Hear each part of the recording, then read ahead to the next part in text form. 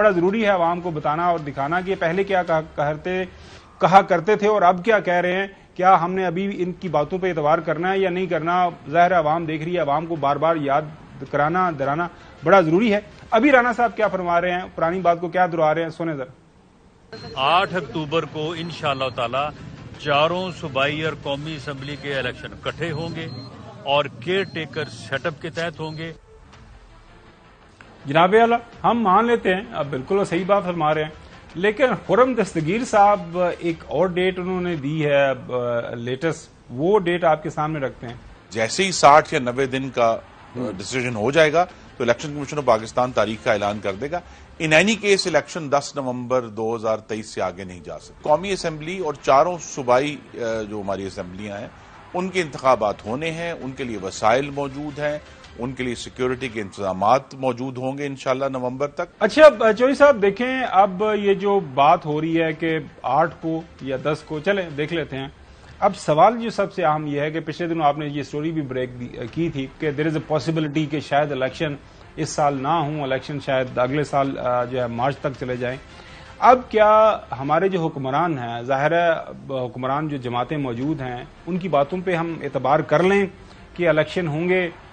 مجھے آئین کے اوپر اعتبار ہے اور میں امید رکھتا ہوں کہ جو پنجاب اور کے پی کے ساتھ ہوا وہ دوبارہ نہیں ہوگا اور ملک کے اندر آئین کی بحالی ہوگی اور الیکشن میں نہیں سمجھتا کہ نومبر سے آگے جائیں گے. آپ کے پاس کیا انفارمیشن ہے اور آپ کی کیا اسیسمنٹ ہے؟ آپ نہیں، ہم تو چاہتے ہیں الیکشن وقت پر ہوں، بلکہ اب تک ہو جانے چاہیے تھے. جب آج یہ اسمبلی آپ نے ریزائن کر کے گھر چلی گئی ہوئی تھی تو یہ گورنمنٹ جو ہے اس کا کوئی سیاسی اور اخلاقی جواز تو ہے ہی نہیں. اور 77 بل پاس کی ہے جس میں کوئی ایک بھی عوام کے لیے بل پاس نہیں ہوا. تو ان باتوں میں آپ چھوڑیں، اب 1 مہینے سے کم وقت رہ گیا ہے تو اس میں ہم تو یہ چاہ رہے ہیں کہ الیکشن ہوں اور فری فیئر امپارشل ہوں اور سب حصہ لیں اور جس کو لوگ الیکٹ کریں وہ گورنمنٹ بنا لے. اب یہاں یہ کہنا تو بڑا آسان ہے سارا کچھ، لیکن یہاں تو ہر گھنٹے بعد ایک صورتحال نئی پیدا کر دی جاتی ہے. جن کا جو کام ہے وہ الیکشن کمیشن نے جس طرح صورتحال کو خراب کیا ہے وہ انہی کا خاصہ ہے. اس کے بعد جو حکومت میں آ کے بیٹھ گئے ہیں ان کا سمجھ نہیں لگتا ان کی کیا پالیسی ہے. ایک صاحب ہے آج کل ان کے کندھوں پر سوار ہیں حکمرانوں کے، تو انہوں نے آج اپنا ایک سوشل میڈیا پر بیان جاری کیا ہے کہ نواز شریف جو ہیں ان کو قطر، سعودی عربیہ، UAE فلاں فلاں فلاں پتہ نہیں کہاں کا ان سارے ملکوں نے ان کے وزارت عظمیٰ کی حمایت کر دی. تو میں نہیں رہ سکیا، اپنی عادت سے مجبور ہوں، تو میں کہ ووٹ بھی پھر انہوں نے وہ تو ہی پوا دینا. اچھا مسئلہ votes also from those areas. نہیں صحیح ہے. ناظرین، آپ کو پتا پاکستان کے اندر کیا کریں جب ووٹ ہوتے ہیں تو وہ کہتے ہیں کہ وہ نوٹ دکھا تے وہ موڈ نہیں بنے نوٹ، آپ پھر آپ کو ووٹ دوں گا. تو پاکستان کے اندر سارے کا سارا معاملہ ہی نوٹوں کا ہے نا. آپ کی جب معاشی حالت بہتر ہو جائے گی تو پھر جہاں سے معیشت بحال ہوتی ہے تو پھر ان کی بات تو سننا پڑتی ہے نا. لیکن واپس آتے ہیں اسمبلیوں کی تحلیل کے حوالے سے. اب جو بحث و مباحثہ ہو رہا ہے خاص طور پر نون لیگ کی قیادت کی طرف سے، رانا صاحب نے کیا نئی تاریخیں دے دی ہیں یہ بھی دیکھ لیں. معاملہ یہ ہے کہ الیکشن کمیشن کو فیسیلیٹیٹ کرنے کے لیے اگر یہ اسمبلیاں 13 اگست کی بجائے 11 اگست کو ڈیزالو ہو جائیں گی تو انہیں 90 دن مل جائیں گے. اس مقصد کے لیے اگر یہ سوچ جو ہے وہ یہ اگر آگے بڑھی تو ہو سکتا ہے کہ وہ 13 کی بجائے 11 کو جو ہے وہ اسمبلیز ڈیزالو ہو جائیں. ناظرین، ایک بات بہت سمجھنے کی ہے، پاکستان کا جو آئین ہے، پاکستان کے جو قوانین ہیں ان کے پہلے مجھے آپ یہ ایک سوال کا جواب دے دیں. جی صاحب، جنہوں نے آئین پر عمل نہیں کیا ان کو سزا دینی چاہیے کہ نہیں دینی؟ چوہدری صاحب، میں 3-4 دفعہ ایکسپلین کیتا ہے کہ سپریم کورٹ کے اندر ایک ججمنٹ ریزرو ہے.